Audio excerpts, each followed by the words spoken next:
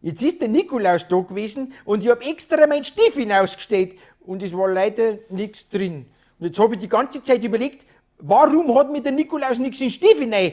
Und jetzt ist mir, glaube ich, eingefallen, warum. Ich glaube, es liegt an meinem Stinksöckchen, stinke, stinke, stink, Stinksöckchen, stink.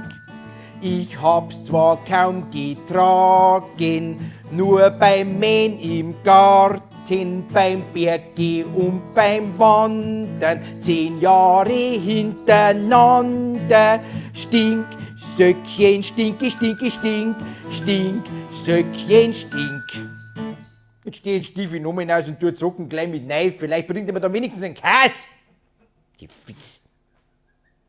Gibt's nichts zum Lachen. Ich mag auch was in meinem Stiefel haben.